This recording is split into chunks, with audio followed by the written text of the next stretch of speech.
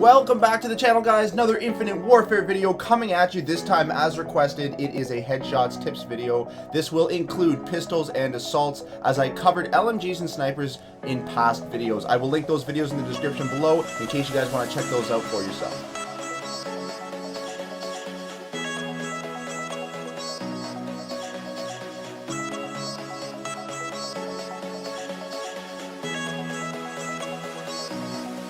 The first thing we're going to cover for headshots is something that's going to help you out across all of your gun classes for headshots. That is your sensitivity and your reticle. Looking at sensitivity first, I use about a 7 or an 8 for my regular guns, pistols, assaults, subs, and whatnot. And then I use about a 6 for my sniper rifles, as I covered in the sniper rifle video. You have to find a sensitivity that's going to allow you to access the opponent's head quickly, but not to the point where you're going to panic and go right by the enemy and miss your shots. So you have to practice, find where that sensitivity is. Like I said, mine's about a 7 or an 8 for my regular guns. Now, moving into the reticle. This is also going to help you across all gun classes.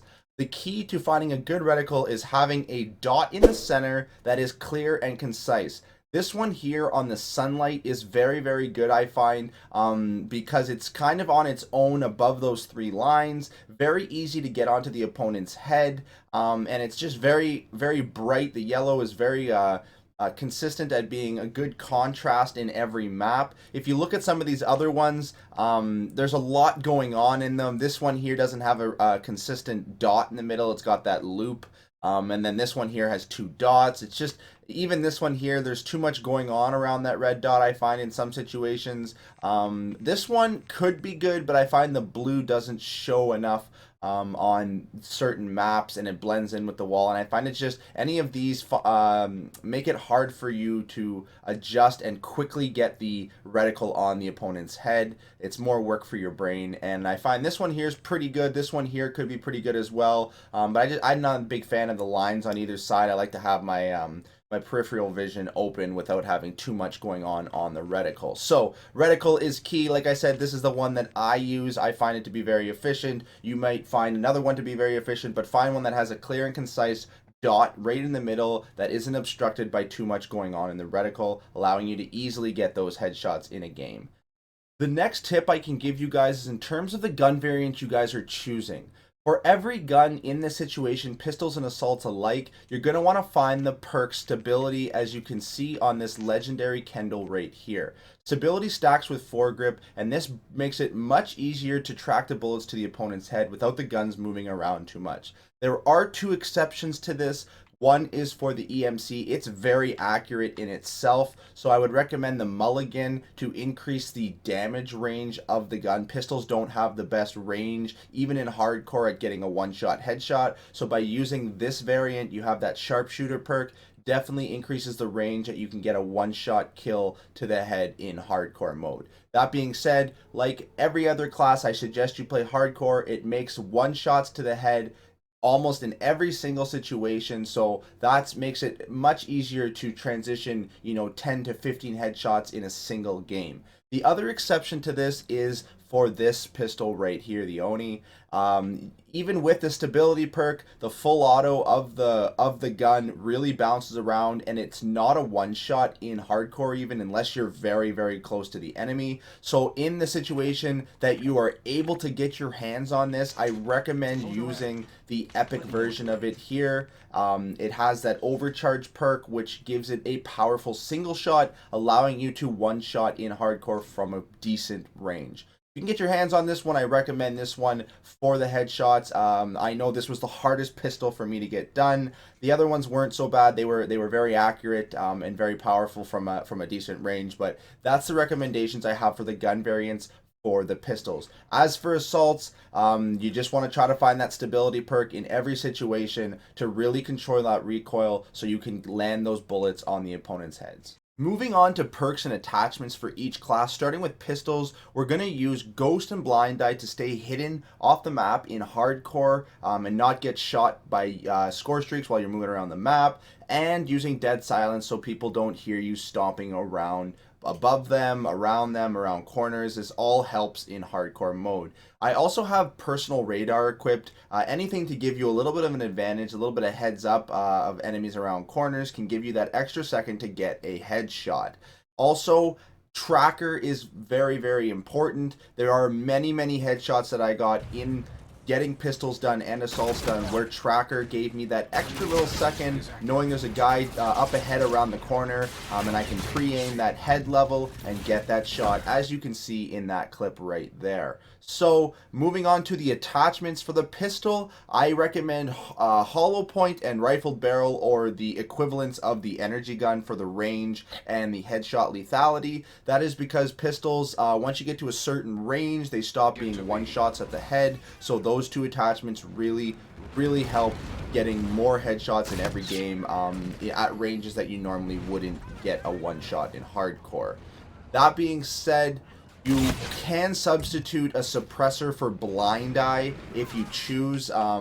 You can eliminate blind eye and add a suppressor if you want to have that extra invisibility. I find too that helps a lot if you don't mind the odd time dying from a score streak. Not a big deal when you're going for headshots if you die for a score streak, but if you're going for the double kills and etc., I would have blind eye equipped instead. But the suppressor does keep you off the map, which is fairly important. So either one of these setups will work. For assault rifles, all of the same apply in terms of perks. A little bit different attachment setup, however. If you look at the perks, I have blind eye and ghost equipped like the pistols, with tracker and dead silence because you are playing hardcore. With personal radar, this can be adjusted like the pistols by getting rid of your blind eye and equipping a third attachment.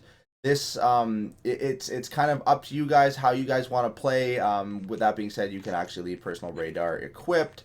The only difference is you're going to want to use foregrip on all of your assault rifles. Even the NV4, it still helps, even though the NV4 is already very accurate. Any extra stability that you can get on your gun is crucial for securing those headshots. Also, choose a variant like the pistols that have stability. Stability is very important on the assault rifles and getting these bullets to land on the head.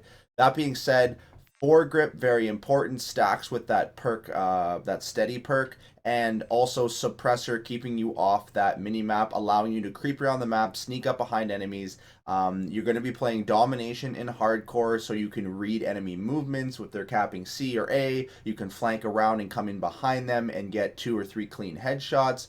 And this, like I said, if you want to get rid of blind eye, can be substituted. If you are playing core, hollow point, it can have some value, but if you're going to put a third attachment on in hardcore, you want rifled barrel. This is going to increase that range. The gun is already extremely lethal in hardcore. It's a one shot to the head, so by adding the rifled barrel, you're just going to extend that range of a one shot to the head. Don't really need hollow point in that slot. So these are the two viable setups for the assault rifles as well. But on top of that, the key difference here is the sight. You're going to want to use the VMC sight, and as you can see in this clip, it really helps transition that zoom for long range battles and those short range battles. You can get that very comfortable headshot in short range with that red dot style sight. You can flip up that high magnification, have that increased head size in the scope to be able to secure that long distance headshot.